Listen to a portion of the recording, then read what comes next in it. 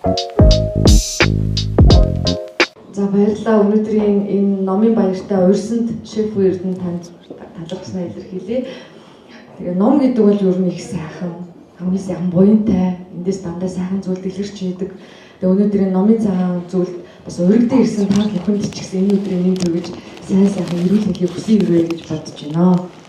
За тэгээд энэ эрүүл ав өвчтэй ав гэдэг номыг энэ бол сайн ингээд нөгөө номын ахлах редактор зохиогч маань өөрөө ингээд их сайхан тайлбарлчлаа. Ер нь бол зүгээр би одоо хоолцооч хүний хувьд бол за бас шинжилгээ ухаан энэ хоолцоо шинжилгээ ухааныг Монгол улсад энэ их сургуульд энэ мэрэгжилт хичээл заадаг багш хүний хувьд энэ номыг бол үнэхээр сайхан ном болж ээ. За сайхан ном болохоос гадна мэдээж энэ үндсэн сурах бичиг биш. Энэ бол нөгөө энгийн жирийн иргэдэд зориулсан юм ойлгох тус ном баа тий. Тэгэхээр зэрэг би яг тэгж хэлье гэж бодож байсан. Энэ өөрөө өвөл өмчтэй байхгүй юу? Номнууд бол хөвчлийн ингээд юм байдаг тийм байдаг гэдэг урд явсан. А та бүхэн энийг унших юм бол хойноос нөхөө өвчтэй аав яасан бэ? Эрүүл аав яадаг вэ гэж ингэж. Тэгэхээр өөрөө юм өвөл өмчтэй байгаа нь өөрөө их сонирхолтой. Тэгээд эртний үед бол их гоё зохиомжтой бичсэн байна гэх. За тэгээд зүгээр нэмж хэлхийг хүсэж байгаа зүйл маань юу хэлхийг хүсэж байна вэ гэхээр зэрэг энэ дээр одоо өнөөдөр ингээд Монгол улсын амьдралын байдлыг ингээд харсан ч гэсэн монголчууд маш их өвдөж байгаа нь үнэн байна. Ингээд зовж байгаа нь үнэн байна. Замаас илүү хин юу хэрэгтэй. Тэр 14 мега төсөл бол мэдээж чухал гэхдээ эхлээд тэр төслүүдийг авч явах хүн маань өөрөө ирүүлэх хэрэгтэй байхгүй.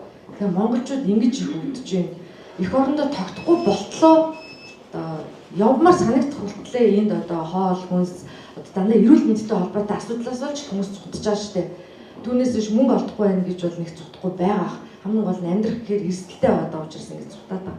Тэгэхээр энэ бүхний бий болох зүйл нь ер нь хоолтой холбоотой. Тэгэхээр энэ бүх зүйлийг хөндөд тэгээ зарим хүмүүс бол нөгөө хүн болго өөрийнхөө мэрэгжлийг л одоо наавч гэсэн ярихаар та өөрөө хоол зүйч учраас хоолыг чухал байна гэж яриад идэг байхгүй юу. Гэтэл үнэн чанартай бол энэ номон дээр гол гарч ирж байгаа зүйл нь тэрийг их сайхан ингэж нөө гаргаж ирсэн мөлий. Тэр нь юу вэ гэхээр зэрэг үндсэндээ хүн эхлээд эрүүлэл авах хэрэгтэй. Эрүүлэл авах хэрэгтэй. Тэгээ эрүүл авахын тулд яг юм гэхээр зэрэг сайн унтаач тэгээд нэг жоохон жилтөө хөдөлгөөн хийчихье гэдэг л юм. Тэгээ энэ хоёрыг ингэж хийж өгөөд тэгээ энэ хоолыг зөв хийгээд энэ дасгал хөдөлгөөнийг зөв хийхэд хүн өөрөө сэтгэлээ удирдах тухай асуудал. Тэгэхээр би бол ер нь бол хүмүүсийг юу гэж ингэвэл нэгдүгээр ходоодоо удирдаад өчөөч, хоёрдугаар сэтгэлээ удирдаад өчөөч. Тэгээ ходоо сэтгэл хоёроо удирдсан байгаа цагт бүх юм өөрөө явчихна. Энэ хоёрыг удирдах чадаагүй байгаа цагт 1000 дасгал фитнесийн дасгал хуурай хийгээд ч хэрэггүй, хуурай хоолны дэглэм бариад ч хэрэггүй, тэгж их мөнгө өрөөд ч хэрэггүй гэсэн. Тэгэхээр энэ бүх зүйлийг зөв болгохын тулд зүгээр яг зохиогч маань бол их зоригтой одоо аавуудаар дамжиж хийх гэсэн нь их зөв. Энийг сайхан сэтэл байлаа гэж бодож байна. Тэгээ гэр бүлд бол ер нь бас хэцүү бүхний одоо хин ундаа ууж байна, аауд ууж байна.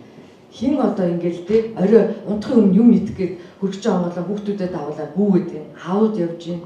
Тэгэхээр зэрэг энэ аауд руу чиглэж тэгээ аав хүн өөрөө аауд руу чиглэж хийж байгаа нь бас аавуудыг өгөндөө оруулж чаддаг. Бид нар чадахгүй байгаа шүү дээ. Аавуудыг ерөөсөө өгөндөө оруулж чадахгүй байна. Тэгэхээр энийг шийдэж өгч байгаа нэг гоё шийдэл гаргаж ирсэн байна гэж бодлоо.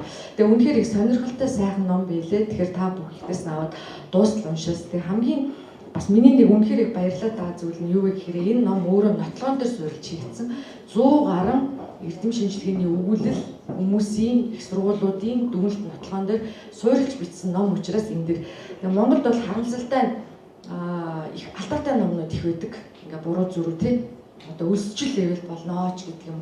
Тэгээд тэр Пол Берг бол өөрөө өсөөд одоо юм гайхамшиг бол үзүүлсэн. Гэхдээ бүх хүн өсөж чадахгүй гэвэл бас асуудалтай. Өсөх өөрөө бас зөв үлсэх тухай асуудал яаж байгаа. Гэт мэтэр ийм юмнууд бол яагаад. Тэгээ юу ч мэдгүй хүмүүс чинь зүгээр ингээд бас хуураад авдаг. Тэгээ өөрийгөө харин зүгээр байсан бие дахиад бүр нэмээд өвчтэй болгодог ийм зүйлүүд байна. Тийм биш их тийм аятайхан сайхан одоо зөв. Тэгээд аавуудыг өгөндөө оруулах гэж хийсэн зүйл их зөв сайхан болжээ гэдгийг бас хэлмээр байна. Тэгээд эн чинь өөрөөсөө амьдралын чанарын асуудал ахгүй сая тэгээ бас цогч мөн хэлээд ш маш сайхан. Энэ хүний эрүүл мэнд гэдэг чинь тэр чигээр эдийн засаг явж байгаа. Тэр чигээр гэр бүлийн амьдрал явж байгаа. Тэгээ 10 жилийн өмнө ханилсан хайнаа орхиод үр хөвгтөд орхиод нөгөө ертөнц рүү явчнаа гэдэг бол үлдчихэж байгаа. За өөрөө явцсан. Одоо дээд тэнгэрт очиод ч юм уу хаанч явцсан газараа дараагийнхаа амьдрал сайхан амьдарч болно л доо. Гэтэ энд үлдчихэж байгаа хүмүүсээ яаж ч явж байгаа юм бэ гэдэг зүйл чинь ойлгомжгүй байхгүй юу? Тэр хитрхи хувиа бодсон дуртай юм. Одоо манай би одоо хоол зүйч учраас хүмүүсээс их олон үг сонсдог. Хоол ундын зас гэхээр зэрэгддэг байхгүй. Идж байгаа л өхөн. Монголчуудын нэг ярьдаг уу. Идж байгаа л өхөн. Үгүй идж байгаа л өхөн чухал аа мөө. Тэр хажуудаа авцраад тавьсан тэр ханаа. Тэр төрүүлж өсгсөн хүүхдүүдэд хэдэн жил нэг эцэг шиг нь хажууд нь гайгуулж гавьяа явуулдаг юм ахэд яд чинь хажууд нь хань бараа болоод сэтгэлд нь дэм өгөөд ингээд нэг элэг бүтэн амьдрал гэдэг хадгалахын чухал байна уу гэдэг бас манай ирчүүд их тийм зоригтоор ойлгож тэгээс сая хэлээд байгаа шүү дээ. Өөртөө өөрчлөлт хийж. Энэ дэр их сайхан бичсэн байлээ. Сайхан өөрчлөлт хийж гэд тээ.